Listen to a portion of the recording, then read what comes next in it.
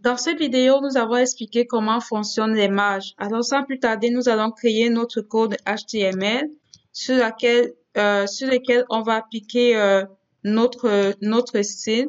Donc, j'aurai une div parent, une première div parent, et à l'intérieur de cette div-là, je vais mettre une autre div et je vais insérer également un paragraphe qui aura de texte random. Et je vais fermer mon paragraphe. Et ensuite, à l'intérieur de cette div qui se trouve à l'intérieur de notre div parent, je vais essayer d'insérer également un autre paragraphe 1, 2, 3 qui va contenir des nombres juste pour faire la différence, ok? Donc, là, notre code CSS est terminé. J'ai fini ma structure CSS. Maintenant, nous allons appliquer, j'ai fini mon code de HTML autant pour moi. Maintenant, nous allons appliquer notre code CSS sur cet HTML. Je vais utiliser la balise, l'attribut style et je vais donner un height,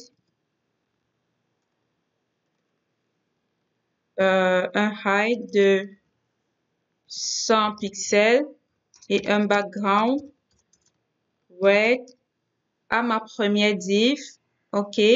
Donc là, on peut apercevoir le contenu de la div qui est à l'intérieur et le contenu du pied qui est également à l'intérieur.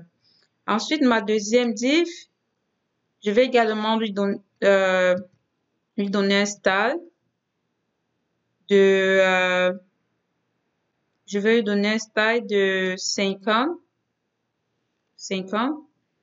et ça sera bleu. Et voilà ma deuxième div et la première. Maintenant, nous allons essayer de appliquer les marges sur la première div. Alors, c'est quoi une marge? Je vais lancer pen pour vous montrer. Donc, lorsqu'on parle de marge, on a un conteneur.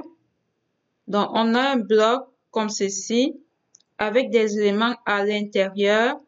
Et autour de ça, à l'extérieur, il y a également d'autres éléments autour de ça à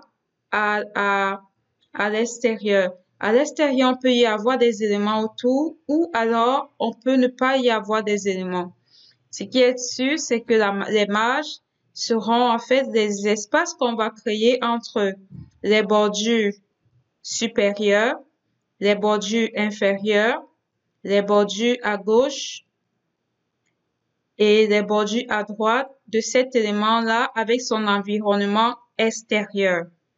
Donc, il y aura, plus je vais augmenter la marge en haut ici, plus on va décaler tous les éléments qui sont à l'extérieur en haut de cette div-là.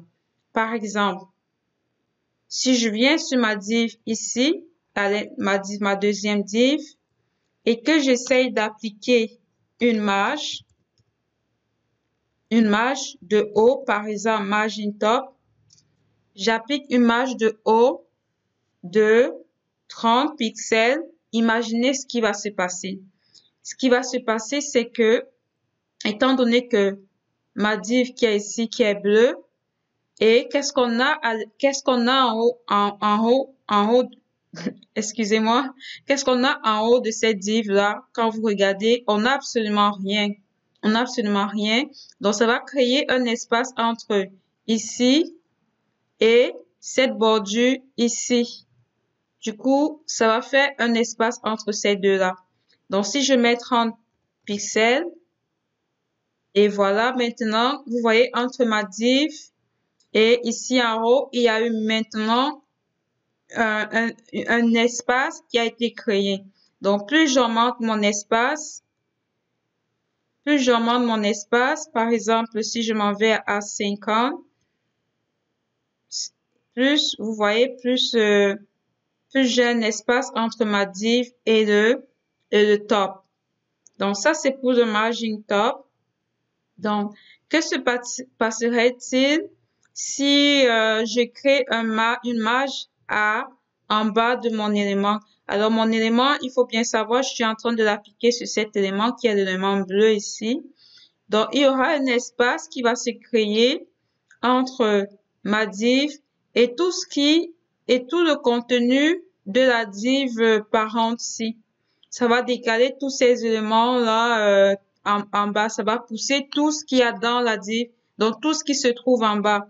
Et qu'est-ce qui se trouve en bas? Quand on regarde ici, voici la div sur laquelle je suis. En bas, qu'est-ce qu'on a? On a un P. En bas, on a un P. Lorsque je vais donc appliquer la marge externe, la marge en bas, donc, qu'est-ce qui va se créer? Un décalage comme ceci.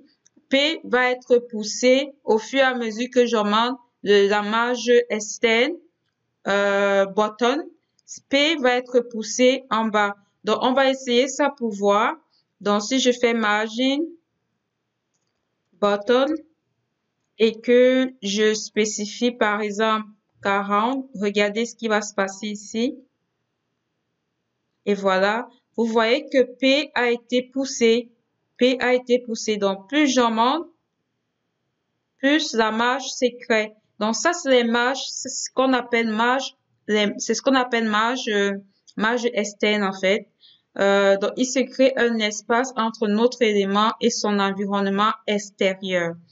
Donc, ça, c'est pour la marge ici. Maintenant, pour la marge à gauche, là à gauche et à droite, il y a absolument rien. Donc, ça va juste créer un espace également. Il n'y a pas d'élément, mais on va essayer ça pour voir. La marge gauche.